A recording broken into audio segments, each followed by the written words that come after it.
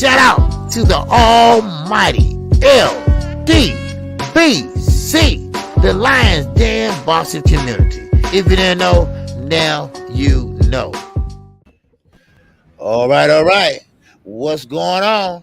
What's happening? It is your boy, KQKC, and my co-host, Knockout Boxing 86 TV with the early morning after show.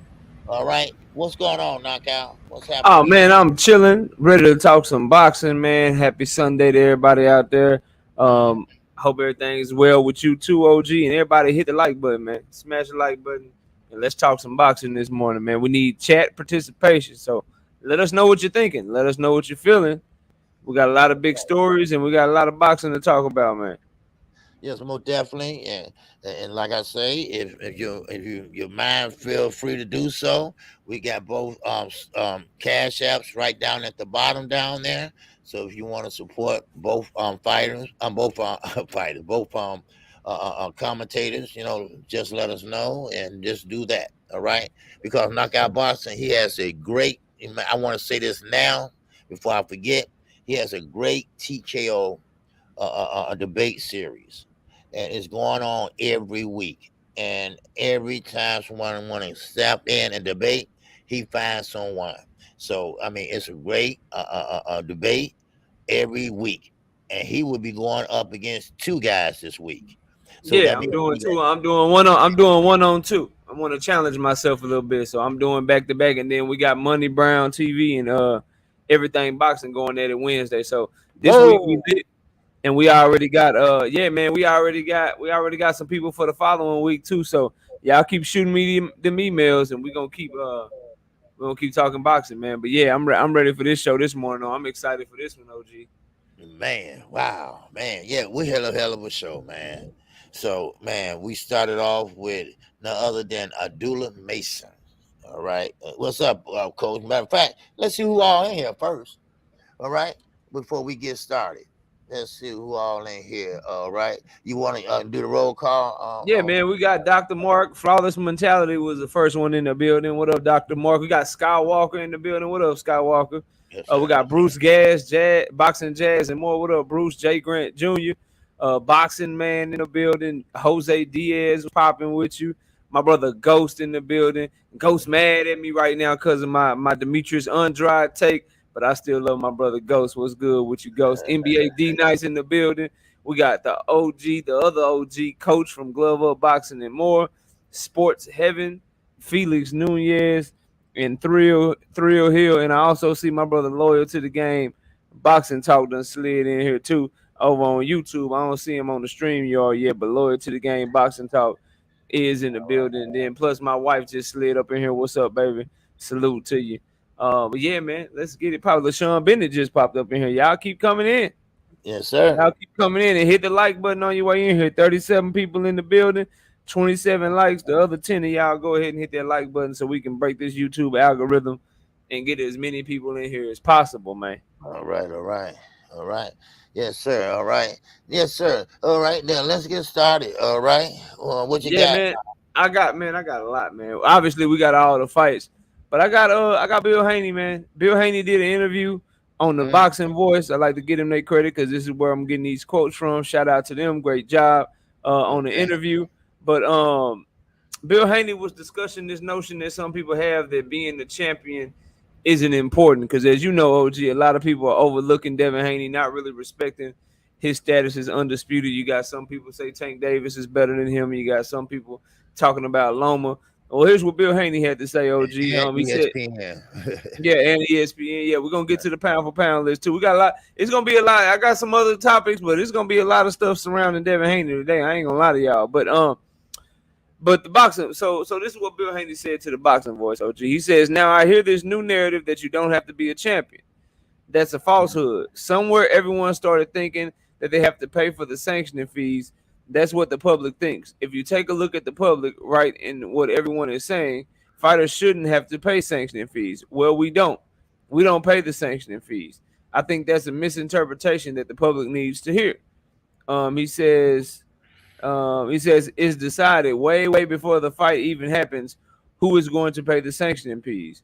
fees. When you deliver a world title fight to a network, the network is going to pick up the sanction fees. Yeah, the network is going to put enough in the budget. When you have a relationship with a network and when you have an interesting world championship fight, especially a fight such as Undisputed, the money is in there for the sanction fees. We don't pay the sanction fees for any of the belts. We don't negotiate that we're going to provide our talent on a network, on a platform with partners, and then we pick up the sanctioning fees. And he says, a Gervonta Tank Davis, what are you worried about? One belt? You think Floyd Mayweather, $18 million watch, a private jet? You think that your guy, your promoter, is not going to pick up the fee for the sanctioning fee for your legacy, or should? Instead, we say these things like we don't need the titles. What you think of all those comments from Bill Haney, man? You know what? He absolutely right. Not because I know Bill or anything like that, but he absolutely right. Top Rank paid for Devin Haney sanction fees for all the bills. That was already, like he said, he's correct, 100%. They already had that in the contract. If you win this fight, we will pick up the sanction body fees. No problem. No problem whatsoever. Now, of course, I think that the sanction body fees, they are misusing the money, but that's not their problem, the fighter. All right, that's just the sanction body. What they do with the money, hey, that's on them. But still in all, Bill is right.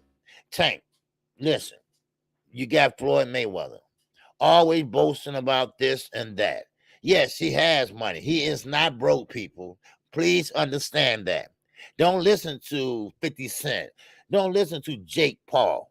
All right. He has a guy that is a Harvard lawyer that he look up as a father. And he knows how to put money in different places and different countries where you won't get taxed and where it will grow and you can live off the interest. So Floyd is not broke. Floyd is just making money and more money. He like money. So Gervonta Davis, he wants to be great. You can be great. If you want a belt, you have to go out there and get it.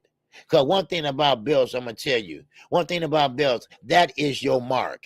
That is a legacy. That's a belt you can sit on the table and you admire it because you earned it. You earned it. You're not sitting there thinking, well, hey, wow, I am a champion, but ain't nobody know it. You got something to show for it. Like I always say, once a champion, always a champion. Because you always going to keep that belt. And the new champion, he would get his own belt 3 weeks later.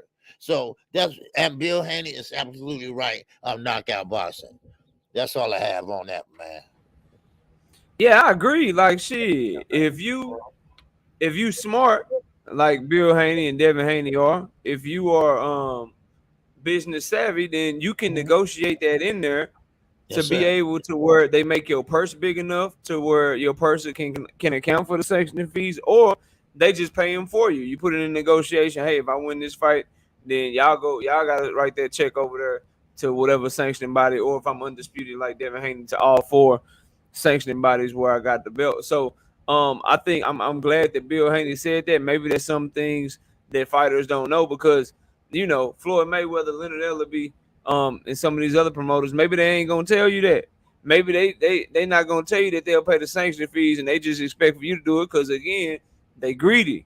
You can tell by how they move Tank that they just money hungry. But that's why they don't want to put them in there with anybody of consequence as of yet at 135 pounds. So I'm glad Bill Haney said that. You can negotiate anything into a contract in boxing, bro. Boxing is one of them sports where like literally you can negotiate almost anything into a goddamn contract. So paying sanctioning fees being one of them.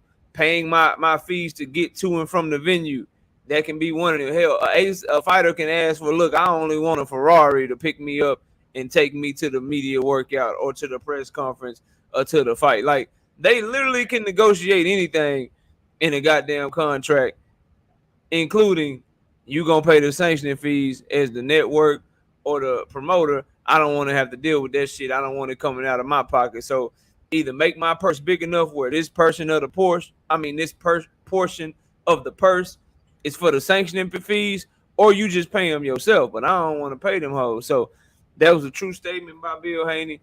I gotta say this though. He always got throw Tank Davis in there, bro. You got a fight coming up. You always got to try to throw Tank name in there, bro. You got to fight.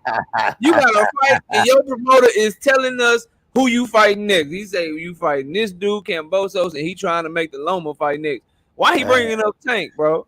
He can't help himself. He got he love attaching Devin to Gervonta Tank Davis when that fight was. So if we got the Devin Haney Cambosos fight in October, and then we got Lomachenko fight in October, and Bob Arum is saying he making the Loma Devin fight. That means it's probably gonna be sometime in the spring of 2023. That means realistically we can't get a Tank Davis versus Devin Haney fight all the way until like October or November next year. But Bill just can't stop bringing up Tank Davis' name. Right. That's if Tank want to come up to 140, because Devin can't make 135 anymore by that time. You know that. You know. Man, he said he making it easy. Oh wow, he changed. Is that what they said? See, man, that's what, man. OG, I know we gotta get to these fights, man, but Bill Haney and them, they just said right before the Cambosos fight, this is the easiest we ever made. This is the easiest we ever made. Wait, we got a nutritionist now. We feel great at the weight. Now they had press conference talking about, oh, we don't know. I gotta talk to my dad. He gonna see how I look. He gonna see if I look strong for this Loma fight, and if I can still make the weight easy, then you know we you know that's something that we can consider. What happened to all the energy, OG? Man, what happened to all the Loma energy, man? Now we one fight away, and we talking about whether or not he can make weight. When the fight before that, he just said he made weight very, very easy, and it's the strongest they ever felt. I'm just confused by that, man. It's different when you're talking from a distance, but now Loma home now, and people starting to trip, you know. So, but hey, I don't think Devin's scared. I just think Devin now know he's going to face a challenge that he probably never faced ever in his boxing career, and he got and they worried. They are worried because he is undisputed at the lightweight division. But we all know that Bob Farron and Lomachenko, these are the same belts that he held. So he want his belts back. And so look, OG. I know you got to catch the super chat. I want everybody to think like this. I want everybody to think of it like this. You know what I'm saying? And like, let's be objective for a second. So you Bob Arum, you run Top Rank. You only got Devin Haney for one more fight. You got him for one more fight. These are your three options. You want him to move up, drop all the belts, and have his last fight with you at 140 because he's claiming he can't make weight no more, which would do what? That would allow other promoters to be like, oh, shit, we kind of run the WBA. PBC, right. Let's get this WBA ordered. Over here at the IBF, the zone, let's get this IBF order. So does Bob Arum want option A for Haney to drop all the belts and move up? Option B, which a lot of y'all are saying is on the table, would be, oh, man, he could just fight Tank Davis for his last fight. So if you Bob Arum and you know Devin Haney got one more fight with you, do you want him to fight Tank Davis for undisputed, where if he wins, Devin Haney wins, then all the belts walk out the door? Or if Devin Haney loses, all the belts still walk out the door because he's fighting a PBC fighter? Or do you want option 3, where Devin Haney fights Lomachenko, so that way, at least if he wins, he got to beat your fighter to do it? Or if Lomachenko wins, you get all the belts back for Top Rank. Bob Arum is not letting Devin Haney, drop the belts and let him disperse when he got guys like Shakur Stevenson coming up from 130, Abdullah Mason, Keyshawn Davis, Lomachenko. He got all these people at 135, and he's just going to be like, yeah, Devin, go ahead, drop the belts. Move up. And he damn sure not going to be like, yeah, Devin, go ahead and fight a PBC fighter or Mayweather Promotions fighter so I can risk losing all the belts whether you win or lose. At least by putting them in there with somebody like Loma, there's a 50% chance Devin Haney going to beat his ass and walk away with all the belts and drop them. But at least there's that other 50% where I'm going to put you in there with a guy that I think has a shot to beat you. And if Loma can pull it off, then I still get to control all the belts at the lightweight division. So I'm going to let y'all decide what y'all think Bob Arum is in favor of, and I'm just going to be quiet. But go ahead, OG. All right. Yes, sir. But we got Bole. He's in that super chat with the $5. He said, looking forward to our debate this Thursday. I am not sure if the Diggstown Road is right for you. Who goes first, Smoke or me? Smoke. Smoke, we're gonna keep the show going, but Smoke, you at 8:30. I said, you know the time, bro. You at 8:30. Just be ready at 8:30. I'm gonna cook Smoke, then I'm gonna cook you. It's gonna be fun. All right. It's gonna be All good. right. You want to get to a couple of fights, OG? Yes, sir. I want to start off with that first fight. Which one? You Yes, pick. sir. Abdullah Mason. All right, All take it right. away. We had Abdullah Mason versus the undefeated Angel Rebollar. These were two 18-year-olds going at it, and they both look like they got a bright. Well, we all know about Abdullah Mason, but Right. Rebollar proved that he can fight last night, even though he lost. But go ahead, OG. What you got on that fight, man? I like it. I like how they moving Abdullah Mason. He's a good fighter. And I like the competition. He's stepping it up. Shout out to Ashley Corner. Make sure y'all go subscribe to Ashley. Salute, Ashley. Corner, what up? King Larry, what's going on, baby? All right. So I like Abdullah Mason. Tall, lanky, have a reach, and he knows how to think in there. And one thing about it is that Abdullah Mason, and I'm assuming his brothers the same way, they getting good sparring. I can see that. They having great sparring, and now he's starting to take chances. I didn't see too much of chances like that. He still put on a great performance the last time. But this time, I saw him taking more chances. I saw him coming in a little bit more. Then he did get hit a little bit more, but that's good for a young fighter. That's good to get great sparring and, pretty much get touched up a little bit. And then you see how he react behind getting touched up, in which he did respond. He responded correctly. And then he started pretty much sitting down on his punches. I like the way he changed levels. Now, that's one thing a lot of people went over their head. He would change the levels as he was in there. But he still came out on top. And I like the way he's moving now. I like the way that he's being active now. He remind me of Big Baby Anderson. Big Baby Anderson was fighting every 2-3 months. One time I think he fought damn near 5 times in 1 year. So Abdullah Mason, hopefully the Mason brothers. I mean, this is about starting to be a family affair. A family affair. We are talking about the Davis brothers. We are talking about the Mason brothers. We are talking about the Russell brothers. I mean, it all is starting to take a hold. I mean, but don't forget, we had a Davis brother in there fighting too tonight. We're gonna get to that. All right, but Abdullah Mason, I think he's the goods, and right now he just got a lot of growing to do. Cause remember, he still ain't got that really man strength. Cause he's only young. He's only 19. He's not even 18. old enough. 18. I'm 18, sorry. yeah. Yes, he's not even old enough to drink. So, I mean, let's be honest, he's growing and he will be getting stronger and stronger. So that's all I have on that fight. That was a great fight. Loved it. Yeah, Abdullah Mason, and I got to give Angel Rebollar some credit because it looked like at the beginning Abdullah Mason was just gonna do what he did to every other opponent that he faced. But Rebollar is an undefeated fighter, a young kind of phenom in his own right, being 18 years old and being in there with Abdullah Mason and putting up the fight that he put up. He came to fight and he caught Abdullah Mason in between a lot of Abdullah Mason shots. A couple of things Abdullah Mason need to work on. He could have made that fight way easier if he'd have just stayed behind his jab. I think when he was hitting Rebollar with those shots and Rebollar kept coming, he should have calmed down. He should have calmed down a little bit, stayed behind his jab, picked his shots better, and maybe work your way to the stoppage that way. But he stayed aggressive. That young 18-year-old, I'm invincible. I can walk through anything. He stayed aggressive, tried to keep throwing hooks and uppercuts, maybe from positions that he shouldn't have, and that's why Rebollar was able to catch him in between some of his shots. But Mason, to his credit, walked through him, did everything that he could, sat down on his shots, and did everything that you said. He switched levels real well. He showed that he can be elusive. But with that type of length, 74-inch arm reach, 5'9", he does have the tools to box from a distance, and he seemed like he's really willing to exchange hooks with you, get on the inside, because he does get leverage on the inside for such a tall fighter. He does a great job of that, twisting his hips and getting leverage on the inside. But you want to see him mature to the point to where it's like, okay, I got this pressure fighter. He ain't going nowhere. He taking my head shots real good.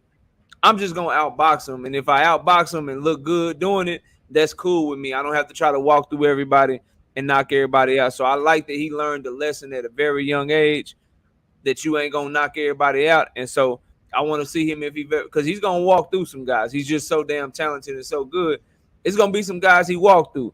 But it's gonna be some guys like this guy Rebel that's just gonna be there from the beginning and let you know off top. Look, bro, I ain't going nowhere. If I'm gonna go anywhere, you're gonna Yep. have to break me down. And the way that he can break fighters down is by fighting from a distance, making them miss, making them pay, and then catching them with shots that they don't see coming because he was so aggressive that Rebolar could see all of his shots coming, and as a result, he could brace for him. He got used to the power.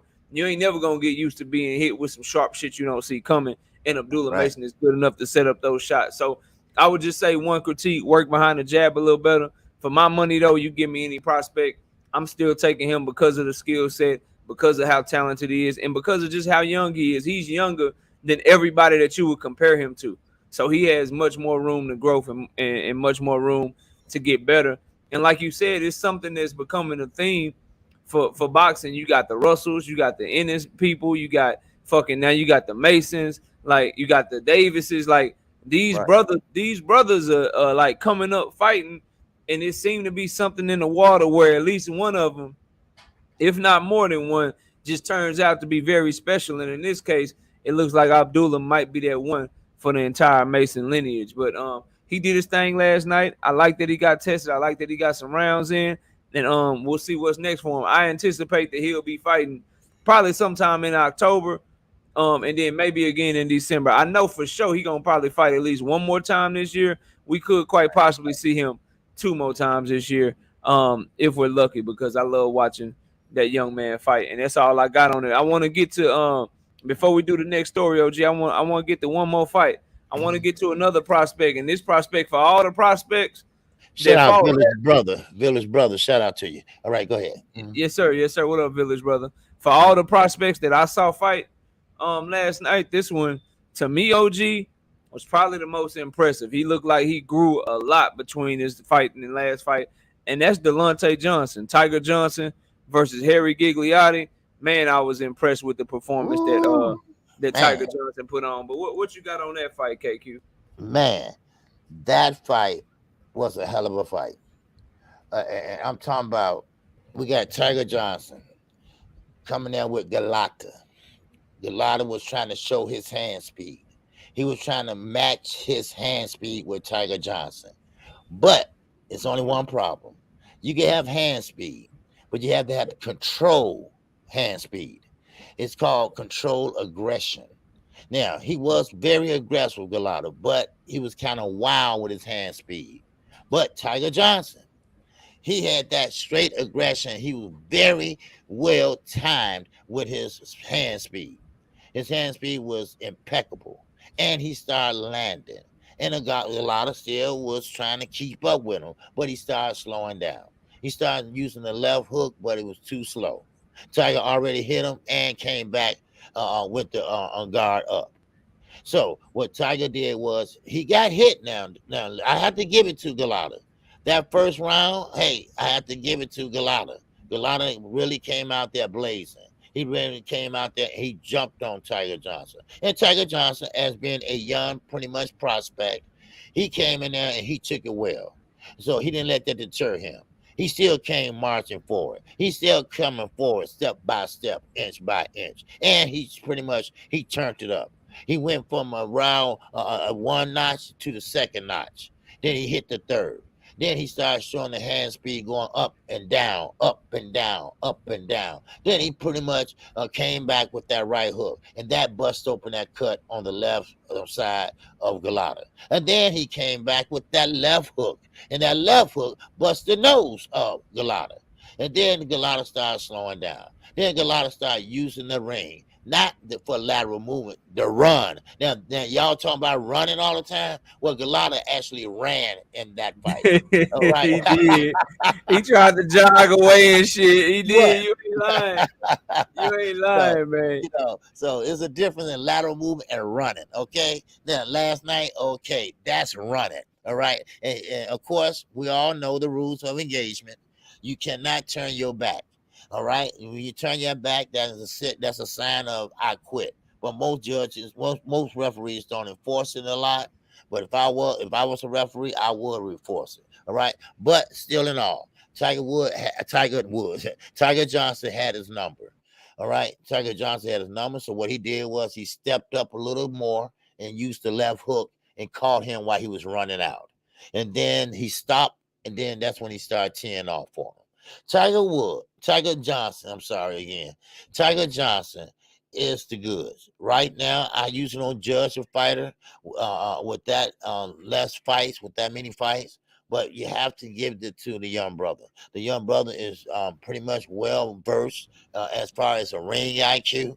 He has that speed, and he has great feet work. So he knows how to cut off the ring, and he's having great inspiring. What I hear, So I mean, I think this guy is going to be a champion. Matter of fact, I know he will. So now, of course, he has a long road to go, but I believe every step of the way, if they move him right, if he stays clean, stay out the non shenanigans outside the ring, he's going to be one of the next top guys that come out of the amateurs. So I think Top Rank got one, and hopefully they can keep this one. Hopefully they can keep it secure. They can keep one of the Mason brothers. Hopefully they can keep the guys as they grow up. And they are really growing, and they are really showing some things off, like the Masons and the Davises. And now we got Tiger Johnson. And Tiger Johnson, I saw him fight before. I called his fight before, but I couldn't put the name with it, But then, of course, it came back once I seen him last night, So I don't have no complaints knocked out about this young man. This young man did everything he had to do. He had great defense, great head movement, great hand speed, and great footwork. What can you ask from a prospect like Tiger Johnson? So that's all I have on him. Yeah, remember we were talking when you asked me what time the card started. I told Right. you had seen him fight before. Yep. You know what I mean? Yeah, he good, man. And shout out to everybody in the chat. Y'all go ahead and hit the like button. No, we got 80 people in the building with 50 likes. So y'all please get the likes up for the OG, man, one time. So hit that like button. But yeah, man, the thing and Jafari just put it in the chat. He a natural counterpuncher. He a natural counterpuncher with really good eyes, and he's really fast. So everything that you doing, he looking at you, reacting to it, and man, he was throwing that right hand over the top, really looking to land that counter shot. His left hook has gotten way better, because if you go back to his first fights, he wasn't throwing left hooks like that on the inside. One thing he got to watch out for, though, when he throw them left hooks, he got his chin is up in the air, and if he get in there with a hooker that's willing to throw left hooks with him, like Gigliotti caught him a couple of times throwing hooks with him, Gigliotti just ain't on his level. But somebody that's faster, somebody that got better timing, you exchange left hooks with him. You got to be careful with that. But other than that, that's the only time that he really looked vulnerable. Like every move that he was making, it was always a defensive, responsible move coming behind it. So although he was being aggressive, he was popping his jab out, he was looking to land aggressive uppercuts and hooks and that right hand over the top. The next move was always taking his head off the line, pivoting around, stepping to the side, putting his hands back to get ready to parry shots where it needed to be. Tiger Johnson just reacts well in the ring. Like, he reacts very well to everything that his opponents so far have done. And like I said, just looks like a natural fighter that has the type of counterpunching ability and creativity that you can't teach, that has a type of athleticism and timing that can't be taught. Like, it's just something that comes natural to him. Like, everything he does looks fluid, natural, athletic in the ring. And he's a great looking prospect, bro. He's very good. Like, he's really, really rising. Again, bro, like, I know the popular ones that everybody talks about. A lot of people talk about Frank Martin. Tiger Johnson looked better than Frank Martin, man. He looked like he better than him already, and he younger. You know what I mean? Like, a lot of people talk about Jose Valenzuela. Jose Valenzuela showed great power and great punching ability. He's coming up. He's fighting this week, so I'm looking forward to seeing what improvements he has made. But Tiger Johnson looked better than him, bro. Like, he looked more fluid. He looked like a better boxer. His jab looks better. He looks faster.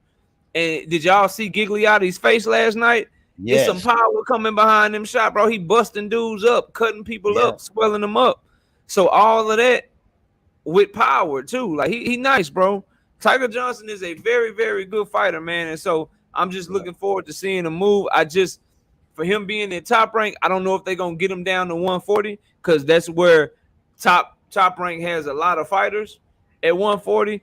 They got him at 147 right now. So I'm interested to see when it's time to step up in competition, what fighters they gonna have for him? Because we all know all of the top talent, whether it be um, title holders, contenders, former champions. PBC got a lot of the 147-pound fighters, and Top Rank has not much. So I just want to see him, see what he does moving forward. But as a former Olympian, he looked great, man. He did his thing. He's showing a lot of improvements. But again, I would just watch out for the left hook. Like when he throwing that left hook, that chin get high, and he gets away with it right now because he's faster than the guys he's fighting. But I've seen it too many times. You try to exchange left hooks with the wrong one, and they catch you on your chin first. It could be bad. Now let me ask you something. Knocked out real fast. Mm-hmm. Okay, if they can get him down, or if he go down to 140, would that make him a better fighter, a faster fighter, a more smarter fighter, or do he need to be up there at 147? Because right now, if you look at the body and look at 147, how the weight and how it's stacked as far as height, weight. I think he would be better at 140. And this is where a lot of guys make that mistake, like Broner and other fighters, and Danny Garcia. They pretty much go to a weight class they're not ready for. Yeah. Now, 140 would serve him better, and if he can pretty much transition to that, of course he's gonna have to go down in weight to make the weight. But I think he would be faster. I think he'll feel better at 140, and that weight would be easy to make. And I think he'd be a force to be reckoned with, and the power will still be there. Yeah. So number one, it depends on how you make weight. If you make weight healthy, then you if you can get your frame in the 140 and you can make weight healthy, then you should do it. As far as it making him like a smarter fighter, I think your ring IQ is your ring IQ, regardless of what weight class that you fight at. But then if you're just looking at it from a career perspective and what's best for a young fighter, like no disrespect to the guys at 140. No disrespect to the guys at 140, but 147 just different, OG. It's a different caliber. Like you got to think about it. So if we spitball this thing moving forward and we look at who might be champion at the time he's ready to challenge, at 140, it'll probably be guys like, Devin Haney. It'll probably be somebody like a Gary Antoine Russell. Somebody like that moving up from 135 that he's naturally bigger than, that he's longer than, that he'll have a better shot against, right? Right. If you spitball it moving forward for him fighting at 147 against a champion, it won't be Earl. It won't be Terrence. They'll be gone by then by the time he's ready to challenge for a belt. But it'll be Jerron Boots Ennis. Right. It'll be Jerron Boots Ennis. It'll be Virgil Ortiz. You really want him in there with them at that point? Like 147 just different and it's harder. And so if I'm running a young fighter's career, I want him at 140, 135, working his way up to 147 when he got a whole bunch of experience. He got some championship, fights under his belt. He done been champion before. Or you just got to be special, like, because for as good as Tiger Johnson looks as a prospect, he don't look now. He ain't fought the competition. He don't look damn near as good as what Jerron Boots Ennis is looking like. As good as he looks as a prospect, he don't look like Jerron Ennis. You know what I'm saying? Like it's just like 147. Like dudes starting off at 147 or 135 or 160, like them weight classes that are traditionally very, very talented. You got to be a special fighter to start your career there and then, become a champion. Most guys got to work their way into those weight classes to be good in them. But, we'll see if they keep him at 147. I'm just interested to see what type of shots they can get for him. Cause what type of fighters they have over there, they don't really have a lot of stock at 147 pounds. But yeah, that's what I think, man. That's what I got on it, bro. Yeah, that's why I was saying that 140 is starting to stack up more than 147. If you look at all the and we talking about Martin thinking about going up to 140, 140. And then you got Shakir still there, but he's going up to 135. Yeah, he's going to 135. Right. Then you got Haney. Haney is pretty much, I don't know where yet right now. He might be going up to 140 or he might be staying there. I don't know. It changed every day. So, but you right.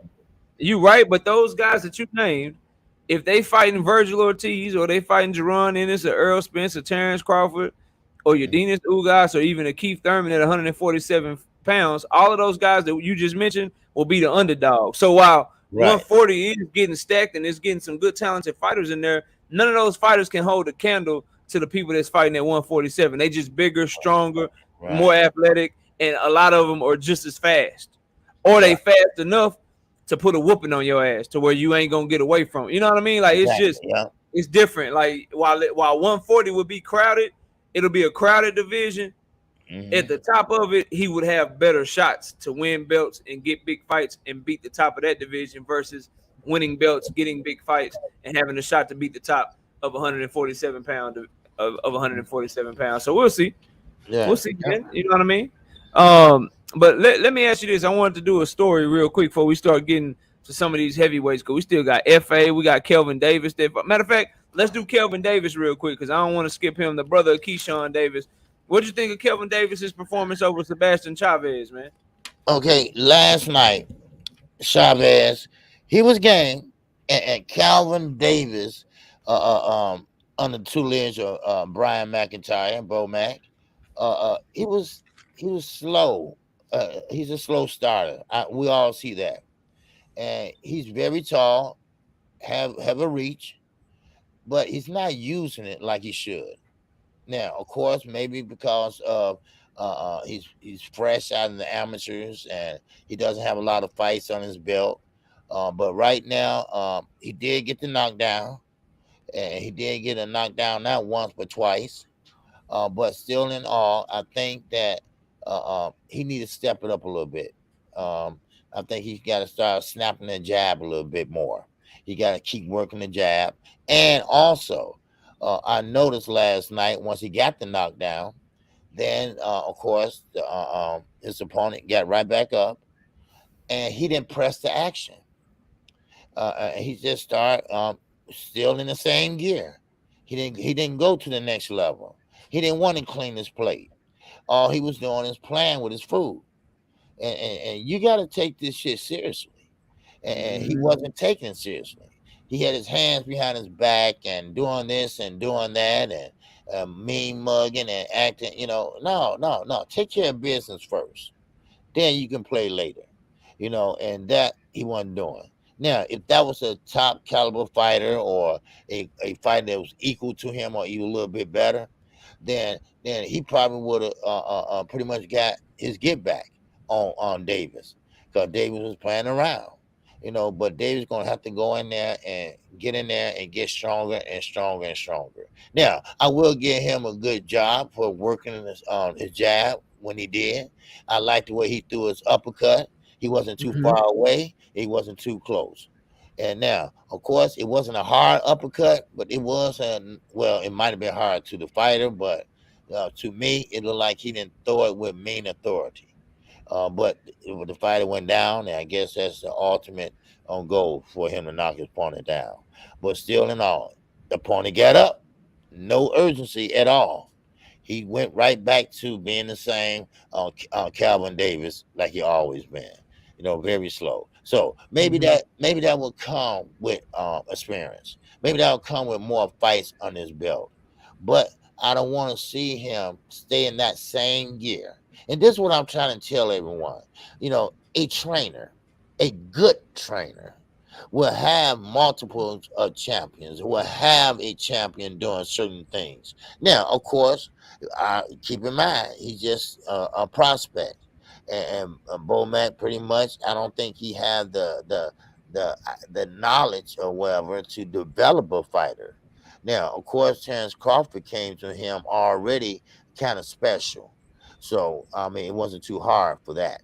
But now we are talking about a young man that's very tall for that weight class and has a long reach also, but he still got to press the action. He still got to clean his plate and get him out of there. That's the ultimate goal. That's what you need to do. You have to do that in high fashion. If you can do it every time, do it every time. But as you go on and on in his career, they're gonna have to step up a little bit more, just a little bit, just a little bit, just a little bit. And that's what I believe that all these fighters should do. Step up Mm-hmm. a little bit. Don't sit there and fight C-level competition 10 fights in a row. No, that's not going to happen. That's not going to be a good for you in the long run. So just step it up a little bit. Each one, step it up a little bit more, a little bit more. Then you might face that pressure fighter like we saw last night. So, Mm-hmm. but that's all I have. Yeah, Kelvin Davis. No disrespect to him, man. uh, He's 6'1" with a uh, 74-inch reach, fighting at wow. 140. He Uh, remind me. He remind me of a lesser version of Maurice Hooker, man. yeah, yeah, A lesser version of Maurice Hooker. His feet not that, but he's a southpaw. That's another difference. But he's right. not athletic. Like he's not athletic. His feet aren't fast. He's gonna be when he fights a really good pressure fighter, he may be in trouble because he fights real tall, OG, and Yeah, that chin and that face is in the air, and them overhands, and when guys get to punch up at you because you're so tall at 140, and right. he's even if he moved up to 147, he be tall for 147. But you look Right. at the fighters at 140 who he'd have to fight eventually if he really want to be something. You look at Jose Ramirez's and Gary Antoine Russell's and those pressure fighters at 140, man. I don't really see it in Kelvin Davis, man. I think he might not make it to where we think Keyshawn, his brother, can go to. He just his jab is solid, right? He does Uh, have an educated left hand, but you know how some people just missing that athleticism to go with it. Like his hands ain't fast, his feet aren't fast, and he put Chavez down. But we got to remember, Chavez was a 500 fighter. Chavez already only had 5 wins and 4 losses. 5 wins, 4 losses, and he had already been knocked out twice. So you got to remember who he was knocking down. You got to remember who he was able to do that to. And I right. remember watching the fight where at the end of the fight in the fourth round, he was lucky it was a 4 rounder because the dude did just what I said that he's open to. His chin was in the air. Dude threw an overhand punch, put him on his ass, and hurt him bad, bro. Yeah. And it's gonna be guys as you move up and fight better competition, they gonna be able to land that shit more significantly. So while he got the victory, while now Kelvin Davis is still undefeated, 6 wins, no losses with 4 KOs. I only think it's a matter of time, OG. He gonna step up. The step up gonna be too far, and he's right there in between. Like he's 6'1" with a 74-inch reach, but his body he just naturally skinny as shit. So it ain't like he's shrinking down to 140 to get an advantage. He'll Right. be too small and too skinny and too frail for 147. Mm-hmm. So he's at 140, tall and lanky with his chin just up in the air, waiting on somebody to knock it off his head, bro. And he don't have the boxing ability and the speed and all that shit to be able to use his height and his reach to his advantage. Again, go watch how Maurice Hooker been looking in his last few fights. I think that's the ceiling for Kelvin Davis. Maybe a contender one day. Maybe he'll be like a co-main event on Keyshawn Davis's main event card or something. But eventually he gonna run into the wrong contender, and they're gonna make work of him. Man, he got too many Right. flaws, and he's not that good in my opinion. But we'll see if I get proven wrong. I've been proven wrong before, but that's my assessment of him, man. Okay. Okay. Okay. Yes, sir. Yes, Yeah. sir. I wanted. Go ahead. I just wanted just a little news. If you all didn't know, Zerto Ramirez, he was Mm-hmm. arrested last night Oh in shit. Mexico. Okay, he was arrested, and they haven't really said what the charge was, but him and a few other guys was arrested last night. So just keep your eye on the news today, and they will pretty much elaborate on that. Now that's going to put that Bibble fight in jeopardy. Now it depends on what he got arrested for, but I don't know exactly yet. But that's what happened late last night, early this morning. So He was just out partying and shit, OG, or partying, drinking and shit, and probably yeah, did probably some so. Right. disorderly shit. You know what I Yeah. mean? Yep. I believe that's what happened because it wasn't just him, maybe about six other guys. So Mexico, they took him in, and Already. so, but hopefully it's just a slap on the wrist and maybe he'll get out of it. But you cannot be doing this. This is how Agent Brown happened to him. Okay, but of course it was repeat with him though. But Zerto is a great fighter, and he got a great fight coming up that he been waiting on for a long time. You cannot blow this. You cannot blow this. This is your opportunity. And he's a problem. He's a problem right now in that weight class. But if he gonna let outside forces lead the way, then he's going in the wrong direction. So Yeah, hopefully he make bail, get out of there. Hopefully, the case. Well, in Mexico, they normally don't drop cases that often. They go ahead and go through with it. But him being with the notoriety and being a pro boxer over there, maybe he might get a fair shake. Or then again, he might not. So, but again, he did get arrested this morning. So you'll hear man, more about it. he paid the right people off. OG, he gonna be alright out there in Mexico. He gonna be good. Yeah, He yeah. gonna Oh, get he oh gonna yeah. get They out of take bribes. They take bribes. Yeah, he paid the right people off, bro. He good. He'd be like, yo, I got this big fight coming up. Y'all let me out. You know what I'm saying? I throw you a little something. We Mm-hmm. good. Like, make these charges go away. One more fight. I want to get to some of these stories, but it's so many fights, man. We got to get to these heavyweights. We got nothing but heavyweights and then Pedraza and Comey. Oh, FA we a got jogger, time. We man. got What you time. We what got you got time. on FA? What you got on FA, man? Oh, FA a jogger last night, man. Well, I'm gonna say this. Me by now, me and Ronnie Shield, we kind of talk not about boxing. We just talk. Period. Now, and my daughter moving down there, and his wife is offering to show her around and this and that, different houses, and we starting to develop a pretty good relationship.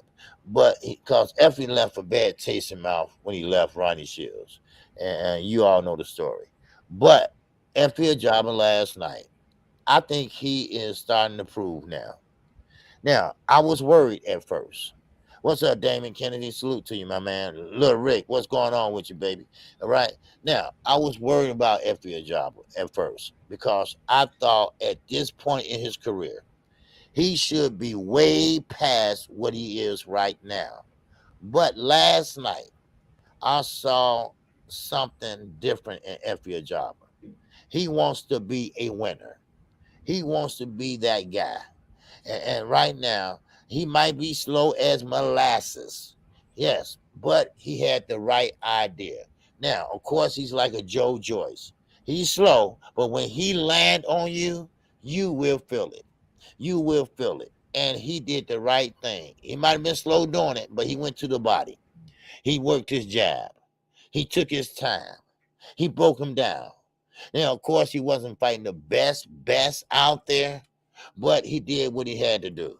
And what he did was, I saw a lot of improvement knockout with F.P. Job. He came off a loss and came and just took off. And what I have to say is that I thought he would have been going farther, but maybe sometimes some other guys or some fighters just take lesser time. Longer to develop more than other guys. So hey, shout out to Effie. He did a great job. And I respect that. I mean, yes, I would like to see him fight a better competition, and of course, hopefully that will come. And it should have came then, but it is what it is. But but yeah, with FP, he got to get in there with, let's say, Joe Joyce, like Stormy. What's up, Stormy B?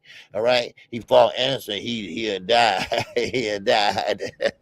But still, and I would like to see him and most people. Here goes Jafari Caesar. He's in the super chat. He said, "I want to see Jared Anderson versus FP Ajaba next." Can I Wow. address that? Can I address that real quick, Yes, OG? sir. Go ahead. I would say Jafari, go watch the fights. You'll see Karoma in F.A. Ajagba's corner, but you'll also see him in Jerry Big Baby Anderson's corner. Wow. So in order for that fight to happen, somebody had to switch camps, bro. But that's a damn good fight. Wow. That would be a damn good fight. It's just that K Karoma's working with both of them right now. That's why. And go ahead and finish up, OG. But I wanted to touch on that because he's the reason, in my opinion, that you're seeing some of the improvements that you saw in F.A. Ajagba. But go ahead, man. My bad. Well, I didn't know he was in his corner. Okay. Yeah, just go watch. Just go watch the fights, and you'll see him in both of their corners. You No see him in both wonder of their corners. Yeah. he's a good trainer, and no wonder Effie is starting to work the body, work upstairs, doing the right thing.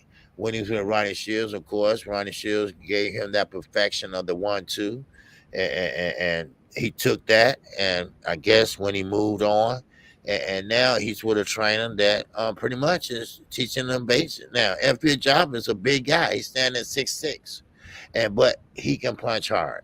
Now, one thing about it is, how can he put up that hand speed? Now, of course, he's a heavyweight. Heavyweights don't have a lot of hand speed unless you Jared Anderson, and he's young. But every job is tall, but he's not that athletic. That's the thing about it.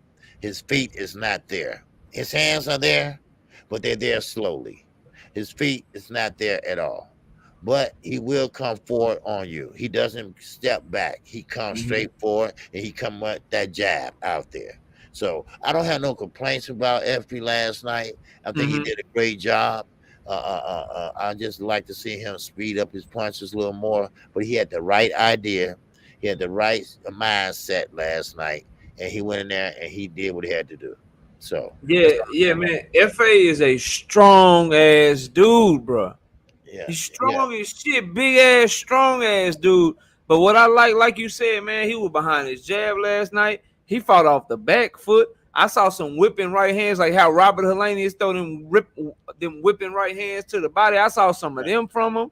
I saw some goddamn uppercuts from FA. I like, God damn, FA, all right, do your shit, man. And he probably could have went out there and he probably could have just tried to maul this guy and beat him up, but it wouldn't have looked as good. Like that knockout last night just looked systematic. It looked nice, and it looked cold with it. Like he just was doing his thing, man. I was like, God damn, FA. And then when you see that it was with Coach K Karoma, I was like, all right, he been teaching you some shit. And FA been in the gym putting in work, because it's one thing to do it in the gym. And I know the guy that he was fighting, you know what I'm saying? I know it was a plumber and shit. I know he was fighting a plumber. Like,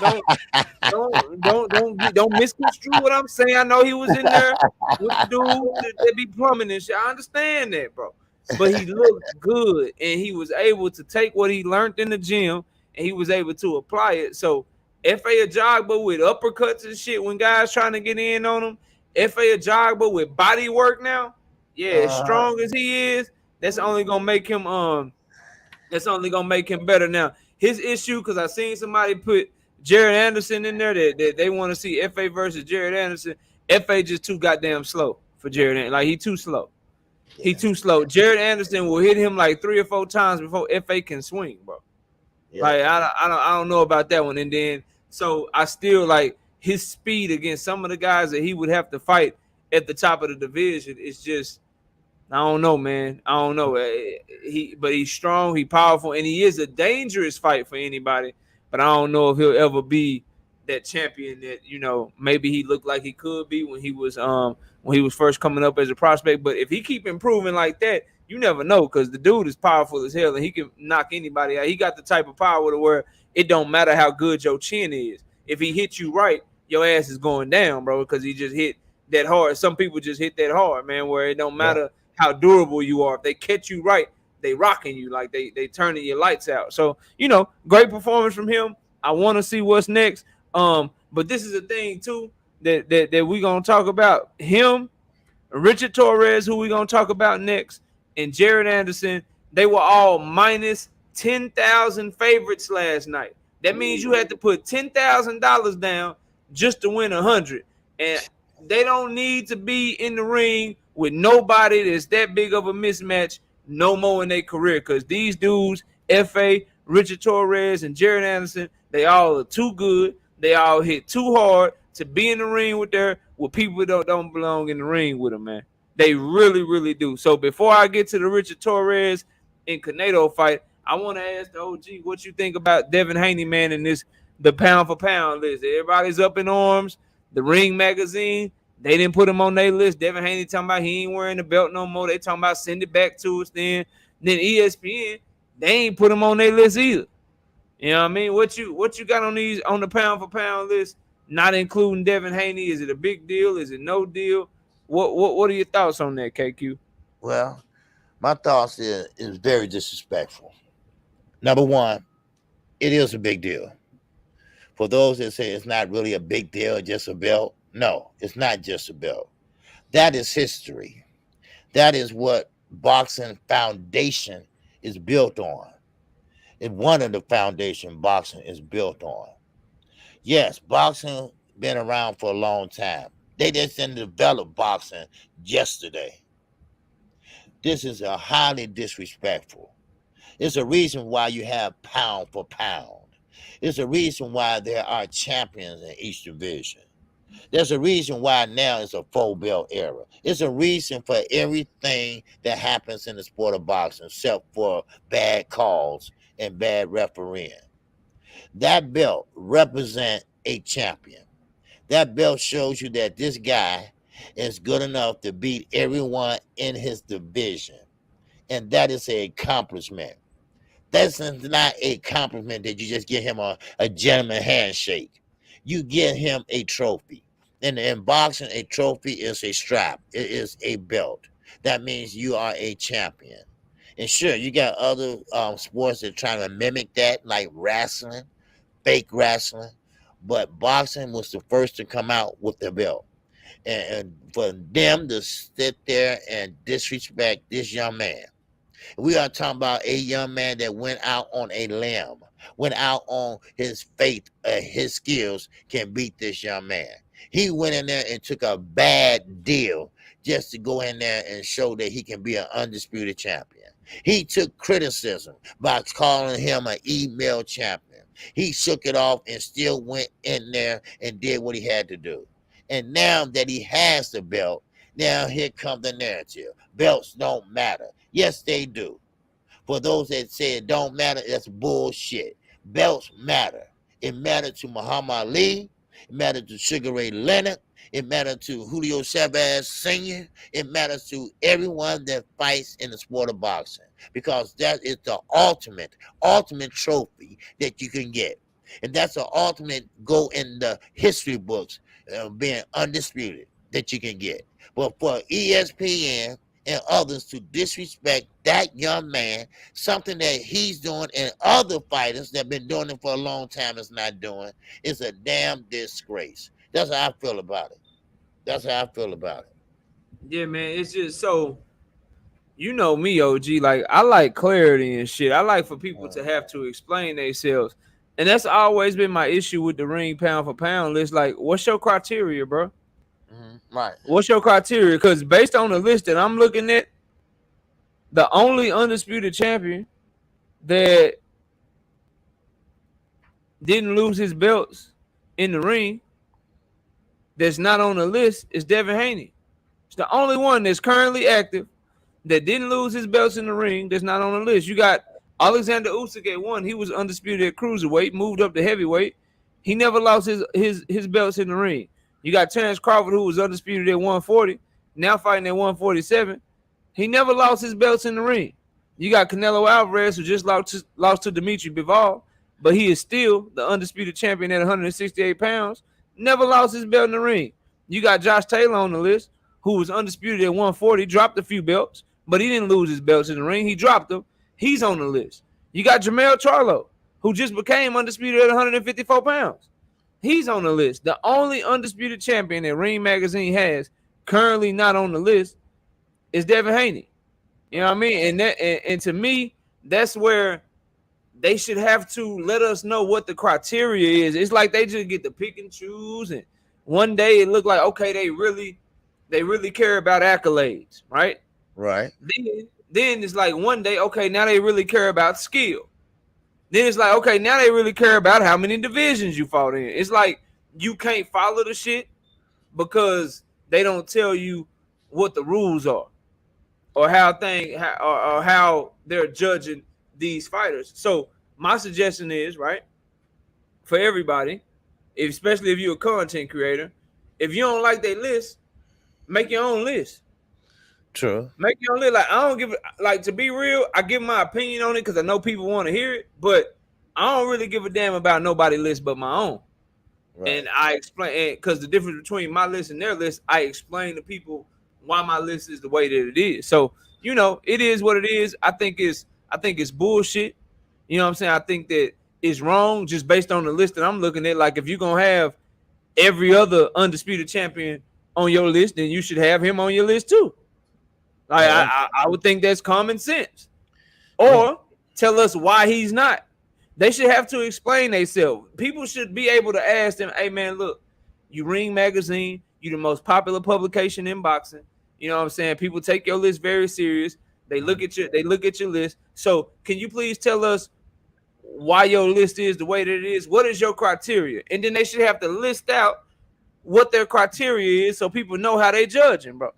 Like I don't like you would think that's common sense. But we can't get that as boxing fans and shit. They get it in every other sport, but in boxing, we always gotta go off of arbitrary shit. Like the list, and I don't want to go on too far of a rant. You got the list and shit, but and then you got injuries and shit. Motherfucker, live like Andy Ruiz and Luis Ortiz supposed to fight this week, OG. Right. One of them could literally be like, yeah, I'm pulling out the fight. I got an injured elbow. And he ain't got to tell you shit. He can pull out the fight and he ain't got to tell you shit. He ain't got to tell you whether or not it's bursitis. He ain't got to tell you he broke his elbow. He ain't got to tell you he got tendonitis. He can just pull out the fight tomorrow and be like, my elbow hurt. Right. They can just make a list and be like, this I list. They ain't got to tell you why. They ain't got to tell you what's wrong. They ain't got to do nothing. Miss me with that shit, man. I like that's the shit about boxing. While I love the sport inside the ring, KQ, that outside the ring shit is what just gets on my nerves every time because it's common sense shit that shouldn't be hard, bro. Like, it shouldn't be hard to tell people why you rank fighters the way that you rank fighters. It shouldn't be hard to tell people who spend their hard-earned money for pay-per-view or they hard-earned money to buy tickets to go to people's fights why this fight ain't happening, bro. They can just, like, I'm dead ass serious. Like, Luis Ortiz could tell us tomorrow, man, my knee hurt. My knee hurt. And the fight ain't on. And then now we got a replacement opponent for Andy Ruiz. Then you be like, hey, what's wrong with your knee? Oh, shit, I just got a knee injury. Right. I just got knee. Every other sport, they be like, look, he got a fractured kneecap. He gonna be out 6 to 8 weeks. And then if his ass is out 8 weeks in one day, guess what? The reporters all up in their face. Hey, you got to update what's wrong with his knee. And they got to give an update and let you know what's going on. Not boxing, though. They do it the hell. Does anybody know what's wrong with Dillian White? Does anybody know why Dillian White pulled out of the Otto Wilding fight? Do y'all know what was wrong with his shoulder? Does anybody know what's wrong with Demetrius Andrade's shoulder? Do we have any update on Jamal Charlo's back? Like, what's wrong with his back? Right. Do we know why he pulled out the fight? I don't know, man. I don't know. I don't like that shit, but I'm with you, OG. But we can move on to some more. Yeah. But let me say this. Let me add this. Yes, sir. I see LT said Haney not pound for pound, I guess. Well, first of all, like Knockout said, if you undisputed and you got other fighters up there undisputed, then okay, he's pound for pound according to their rules and regular whatever they have. But the point is, if you're gonna go on other criterias, don't call it pound for pound. Or first of all, look it up and see what pound for pound means, and go by what that means. How it started, who started it, why they started it. Then you go by that criteria. But if you want to go by a different, let's say a punctuality, punch placement, good defense, or this and that, then that's different. But pound for pound, if you want to say, hey, these are the best guys that's undisputed, why leave out Devin Haney? That's what I'm trying to figure out. Why leave out Devin Haney? This is what I don't understand. You got Charlo on there. He's undisputed. Now, of course, why Devin Haney? Yeah, what's it, the age thing? Tyson Fury is semi-retired. You know, he's on there. You know, I mean, but that's all. You know, I just want to say that. Yeah, and real quick, y'all, come on, man, do us right, man. We got 125 people in here with 80 likes. Y'all, it's 45 people ain't hit the like button. Please, man, if you can't donate to the channel, if you can't donate to KQ or anything like that, at least hit the like button. Y'all have no idea how much that helps us. So in case you forgot, man, please hit the like button. We really need to get the likes up to at least match the number of people that we have in the building, bro. Richard Torrez versus Canado. This fight was highly criticized when it happened, man. When we all saw what Richard Torrez did to this dude, man. Go ahead and give us your thoughts on the Torrez knockout of Canado, man. What you think about that fight? Well, that was a first round knockout. Canado came out blazing. He came out reckless. He came out out of shape. You know, uh, uh, uh, uh, um, he came out against a Olympian with great amateur experience. He's not as a big heavyweight, but he's a hard puncher heavyweight, and he came out with mean intentions. He came out to put on a show. He came out to let everybody know, hey, am here. I'm here to stay. But when he went out there, he fought a guy that shouldn't have been in the ring with him in the first place. Facts. Yeah, I will hold this accountable on Bob Arum because Bob Arum, yes, I get it. You want him to have a light touch. You want him to get comfortable with without wearing the shirt or without wearing big gloves, smaller gloves. I get it, but you went too far. You went too deep in finding someone that really doesn't have no experience at all. Actually, you didn't see no muscles. You didn't see no six pack. You didn't see even no curves. You didn't see no big guy in there. You saw a guy with a flawed boxing experience. He got hit with just a light left hand and he went down in the corner. But he got up. But then, of course, it didn't last long. So this ain't gonna last long. What I'm saying. Hell no. That shit was over quick, bro. But Torrez went in there like a young Mike Tyson. He went in there with his head down and hands flying. And I'm talking about he's a southpaw. And with that southpaw strong hand, that's that brick hand, I call it. All right, that brick hand. He came in there, he hurt that young man. He hurt that young man and he hit him with a right hand, then he hit him with a left hand, then he hit him with another right hand, then he hit him with another left hand on the jaw. And then that's when he went down. No, he didn't fall down on his back. He didn't fall down on his butt. On his He face. fall down on his And face. that stupid ass ref let him lay there. Exactly. If it Dumbass. wasn't for Stitch Moran, who was the cut man in the corner, he came over the ropes. He came with a bag of ice. He rubbed it on his chest because the young man was out cold. Had a little blood in his mouth, but his mouth was wide open, wasn't moving. Eyes standing straight up in the ceiling, not blinking, not moving. Then Stitch Moran came in and got him cold enough and pretty much shocked him back to reality. Mm-hmm. This is not funny. This is not nothing to play with. You don't play boxing. Now, of course, this young man don't need to be in there at all anymore. All right, it's too late for him to try to even start from scratch. He shouldn't have been in there in the first place. Bob Aaron knew it, and most of the guys in there knew it. Of course, Torrez, yes, he did what he's supposed to do. It's nothing on him. All right, he's a fighter. He's an Olympian, so he did what he's supposed to do. Get your Yeah, opponent out facts. of there. You know, but still in all, I think this was a bad decision on everybody's part except the fighter Yeah. and the trainers. He didn't have no business in there, and I'm so glad that he's okay. Because we have fighters like Patrick Day that died in the ring. We had guys like Adonis Stevenson now know how to walk. We got guys like Tommy Hearns that can't speak. We got guys like Muhammad Ali with Parkinson's disease that deteriorated his brain and he died. So these are fights and things that can be avoided if promoters stop trying to give the young people or the young guys that soft touch. Yes, I know you got a lot of inferior fighters in there. Yes, you want to shine, you want your fighter to shine, but it's a different way of doing things. It's the way you go about doing things. And Bob, Aaron, and Top Rank, they went about it the wrong way last night. That young man could have died in that ring as we watch in real time. That's all I have on that one, man. Yeah, man. And to answer your question, man, your pedigree, yes. When I was doing the prediction show before we did the debate on Thursday, I told people, I said, look, man, the guy that they went and got, and obviously you want to be entertaining in your show. I was like, yo, he a taco truck driver, bro. He's not a fighter, bro. Like, I don't know where they got him from, but he's not a Yeah. fighter. You can't. I say he doesn't belong in the ring with him, and the odds even say that. I don't think y'all understand because I bet on boxing every week. Like, usually a huge favorite would be like a minus 5,000 favorite or minus 2,000 favorite. Richard Torrez went into the fight minus 10,000 to win, bro. Like this dude didn't belong in the ring with him, bro. Like at all. Like he couldn't protect himself. He didn't know how to defend himself.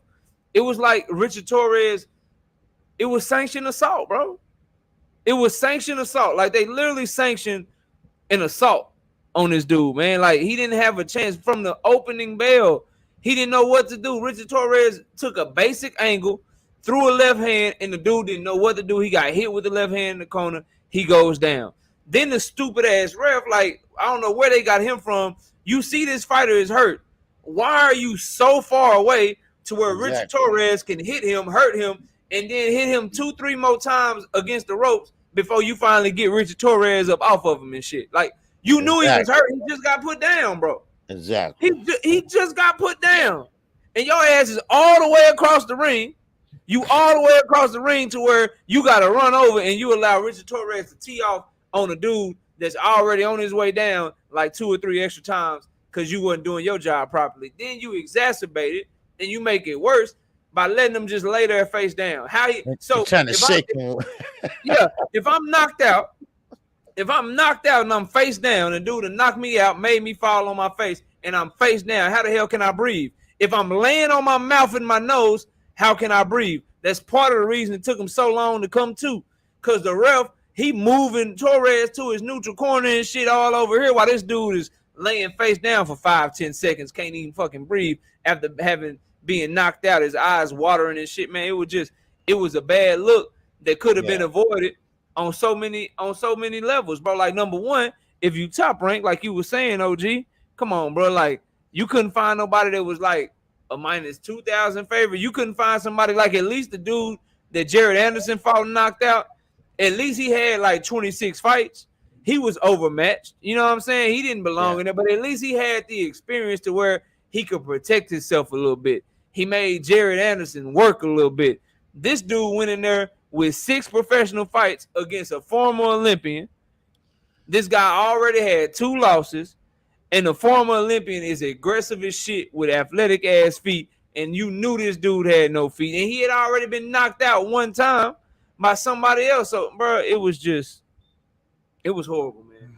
It was a horrible look for Top Rank and for boxing, and, you know, hopefully that ref either learns from this or he shouldn't ref again, man, because bro, you got to be there ready. When you know a fighter is hurt, you need to be right there in the action and shit, waiting to stop it. It's your job to protect the fighter, and he didn't do that, bro. And as a result, it was that scary scene after the fight. But that's all I got. Yes, sir. You know, it just the picture. Now, Torrez, he fought well. He did what he had to do. But the aftermath by him laying there on his face, and it took 2 guys to hold his head and turn him over. And the look and the camera, great camera shot. But still, that look is a scary look for a mother, for a relative, for a brother, for a daughter, to see someone like that laying there. Now, and this is a scary thing. Like I tell everyone, if it's not in you, don't try boxing. Don't try it, because everybody think they can fight. Everybody think, oh man, boxing is easy. No, it's not. And you got to start off just like gymnastics. Gymnastics, you got to start off at 7, 8 years old, starting out practicing. Same with boxing. You got to start off at 7, 8 years old fighting. Don't start off at 30 years old want to fight. You know, but still, Before we get to the last 2 fights, that comment that you highlighted from Teach, what you think of that, man? Do you put any onus on Torrez for continuing to punch? No. Do you blame him at all? No, I don't blame Torrez at all, because Torrez, he wants to knock out. He wants to shine. All right. Now, he is an Olympian. I think he had 2 fights, maybe. He had 2 fights. He had 2 fights going in. Right. Olympic silver medalist. Yeah. Exactly. Now, it's not his fault who they put in there against him. His ultimate job is to get him out of there, no matter who he is. And that's what he did. No fault of his own. He hasn't nothing to do with it. He went in there and did his job, and he did it well. Now, of course, I think it's on the promoters. I think it's on the promoter. I went and said earlier when I was talking about this fight that Bob Aaron is still using like when COVID came out. Only thing about it is they're not fighting in the bubble, and they only got a Mm-hmm. crowd. They still use the same cut man in basically every fight, Stitch Moran, and then he's still using the same referees. Now that shows that you are cheap. That shows that you don't want to pay out to these fighters. I mean, Mm-hmm. the referees and everything. And now you've been cheap with the fighters Yeah, that's fighting that your fighters. And so, was it worth that man to get hurt like that?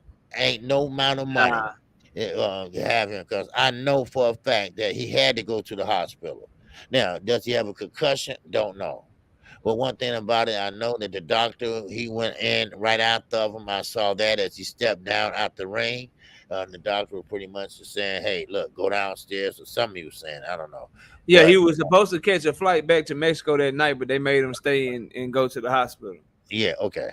And so, I mean, Condano, conduct. Sandino, I think that's the name. Canado, Canado, Canado, but yeah, yeah, yeah. Canado. Yeah. Look, kudos to him, but he's just not that guy. He's just not a boxer. Yeah. And he got now with a guy from Olympia, who been growing up fighting for the longest time, and with big strong power. Yeah. And he did what he did. I can't you teach. You can't blame the fighter. You can't blame the Yeah, fighter. everybody got training, OG. Like, and I'm with you. Everybody got training, right? So Yeah. part of the training for the refs and the commission and top rank, like everybody got training. The fighters training ain't to worry about the well being. I know this sound cold, y'all. Like I understand, but this boxing, bro, it ain't his job to worry about the well being of the person that he's competing against. Like as a fighter, they always tell you fight to the bell or you fight to the ref break you up. In every sport that I've ever competed in, you play to the whistle. If you don't hear no whistle, your ass better keep playing because somebody Yeah. come knock your head. Not if it's football, somebody come knock your head off your shoulder. If it's basketball, you get hit with a screen you don't see coming. So you play to the whistle blow. And if you a fighter, until the ref pull you up off somebody or until the bell go, you supposed to be fighting, bro. So you gotta understand that's how Torrez been trained his whole life. Like that's what they Yeah. tell you, bro. You go into any boxing gym, they teach you a lot of things first. The other thing they teach you is until you hear a coach blow the whistle or you hear a coach or you hear a bell, if they got a bell in that gym, until you hear a bell, or if they got somebody in the ring that's officiating your sparring until they break you, man, they tell your ass, hey man, you keep going till somebody that's in charge tell you to stop. So that's all Torrez was doing, bro. He was geeked up, he was amped up. He in there fighting, bro. He ain't thinking Yeah. about like, oh man, maybe I should pull back a little bit because I got this dude hurt. Nah, No. bro. Like, nah, you gotta like that. You gotta put the responsibility on the proper person. And in that case, the responsibility of that goes to that referee that was in there with him. Like he saw Torrez knock that dude down just like the rest of us saw him knock him down. He saw that dude was hurt just like the rest of us saw that he was hurt. It's our job to watch. It was his job to be right there and be like, all right, your ass hurt. You one punch away. You one punch away. Okay, that's it. Stop. That's his job. That ain't Torrez's job. So I'm like you, OG. I ain't putting shit on Torrez, man. He Right. went in there and did what he was supposed to do, bro. Straight up and down, man. But Now, let's get G to Grant, you said yeah. G Grant said he might not fight no more after that. He should Hell have been no. fighting in the first place. Yeah, he shouldn't have been fighting. They got that dude. Yeah. They literally paid for him a flight to Mexico to come get his ass whooped. Yeah. He should have You been know what I'm saying? Like he need to leave that shit alone, man. And he 31 years old too, y'all. If y'all don't know, yes. He 31 with 6 fights. Like this, some shit he was doing on the side to try to make extra money. That extra money ain't worth it, bro. Just go get a second job, dog. Like get a second job and you good. Yeah. Just like you don't need to damn near kill yourself for you know what I'm saying for that shit, man. But let's go to the co-main event, man. Jared Anderson versus Rob Cannon. What you got on the co-main event for Jared Big Baby Anderson? What you think of his performance? Well, first of all, I like his enthusiasm. He's a showman. I like the pimp act when he came in the last fight last year, and now he came in as an inmate last night. Okay, I like the showmanship. All right, and he having fun with it. He having fun with it, and I like the way he came in there, and he had a dominant performance. But first of all, his opponent came in there and he was pretty much ready to go. But the mistake that his opponent made was, he didn't try to fight on the outside and work his way in. He just went in reckless and want to go toe to toe. You don't go toe to toe with a big guy that can move like Anderson. Anderson is a big heavyweight, but he's a heavyweight that can move. He's a young heavyweight that can move. And that's the problem. Now, he was trying to outbox Anderson, but it's no outboxing Anderson. Anderson is going to get his get back. Now, of course, Anderson got kind of frustrated because the young man was hitting behind the head and things like that. So Anderson just hit him with a little tap with the right hand, knocked the mouthpiece out. And the referee said, okay, come on, don't do that shit. No more, whatever. And then he commenced on whooping on him. He commenced on going ahead, fighting fire with fire, baby. Yes, sir. He took his time, reset, and did it again. Took his time, reset, did it again. So I'm not mad at Anderson. I think he did fight a good fight. They did go toe to toe, and he lost out his opponent. Now, Anderson, I would like to see him fight a bigger step up fight. I would like to see him keep on stepping up. Now, keep in mind that he did have a hand injury, they say, last year. So that's why he been inactive. All right. Now, hopefully he can get back into that groove again. Hopefully he can get back into that every 3 months fight again. Maybe he can fight 4 times next year, but it was a dominant performance. He did what he had to do, and he went in there and he demolished his opponent. So I'm not Yeah. mad at Jerry Anderson. He did what he had to do, and he pretty much put on a show before and during and after. So there you go. Anderson, hey, I give him a B for last night. So he went in there and he just did what he had to do. He outboxed him, he outswung him. So that's all I have on that one. Yeah, I give him a beat too. Mhm. The ring walk is cool, but some of the ring walk, it seemed like just last night, and I could be nitpicking, it might have went into his performance a little bit. He seemed like it's one thing to be confident, it's another thing to like be arrogant, take your opponent lightly. So for instance, OG, like what was the point of coming out southpaw? Like he's doing Yeah. like Oh, yeah. I forgot about that. Yeah. he's doing stuff just to show that he can do it, and I'd rather him do stuff for a reason.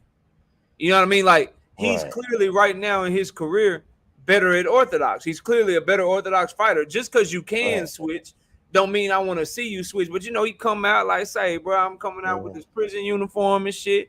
You know what I'm saying? I'm Right. locked up. They won't let me out. And when they let me out, I'm gonna let all y'all know, yeah, your boy can go southpaw too. I don't know Right. how I feel about that, bro. Because when you step up, you need to be doing shit for a reason. You know what I mean? Yep. Like it needs to be some thought behind it. So I like to see some more ring IQ come into play. He's still 12-0 with 12 knockouts. I give him a B because the talent, the power, the counter punching ability, the athleticism, that shit is undeniable.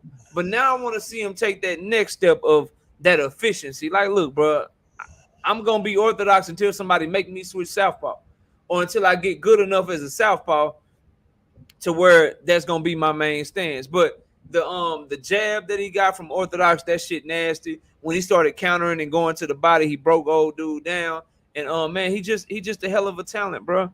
He a hell of a talent. But when you that talented, you got to be careful about your mindset and how confident and how arrogant you can come across. And last night's performance came across very, very arrogant, very nonchalant, but just so talented that shit didn't matter. But looking at it moving forward, that's something that I think can matter if he run into the wrong opponent. So I want to see him like, yeah, I'm confident. I'm Jared Anderson. I got this shit in the bag, but I ain't gonna be so arrogant. I ain't gonna be so cocky. I ain't gonna take you for granted. I'm gonna go in there and I'm gonna have like a workman-like performance. Mm-hmm. I'm just gonna beat your ass because of my skill and my ability, and not come across so nonchalant and so arrogant. But overall, he did his thing. He did his Yes, he thing. But did. I just want to see a shift in mindset as he steps up in competition. But we got the last one, man. Mm-hmm. We got the last one. We got Jose Pedraza versus Richard Comey, the main event. It ended in a goddamn draw.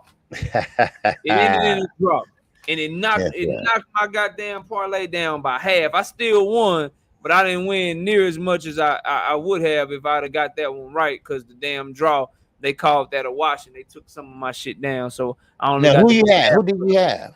I had Pedraza.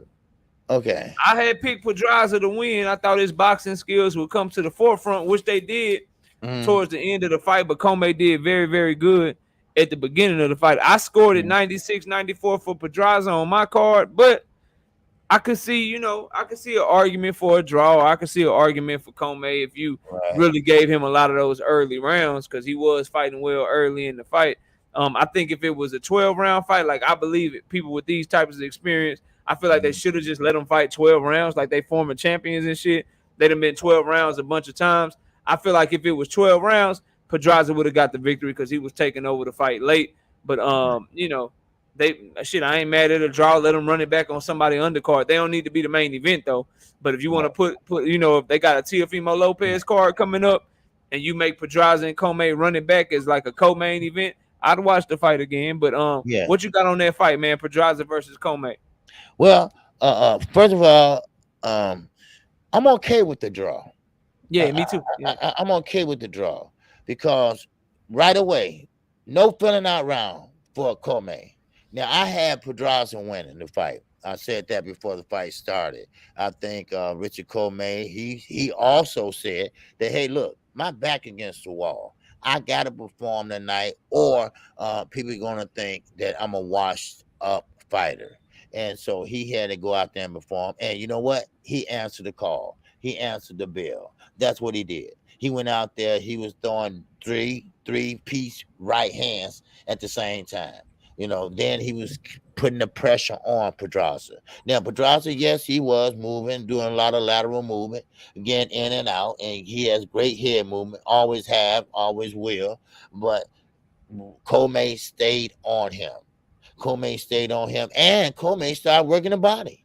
Now, this is one of the Richard Comey best fights, in my opinion. I mean, he hasn't fought like that in a long time. He fought with urgency, and that was a great fight for him. And now Pedraza, he pretty much was shelling up a lot, and like he was trying to wait till Comey got through. Then here come Pedraza. Pedraza dropped his high guard, and then he trying to go to the body, in which he had a lot of success at the body. But still in all, here come Comey again. Comey coming back. Comey coming back with the left and right, and going downstairs, and banging the right and left liver. Then here go Pedraza. He's coming back again, baby. He's coming back with another jab, then going downstairs. Now, it wasn't nothing hard, but he did get there. Now, both guys are now starting to let their hands go a little bit faster. Now, Pedraza got that bad right, left eye, and that's coming from that straight right from Comey.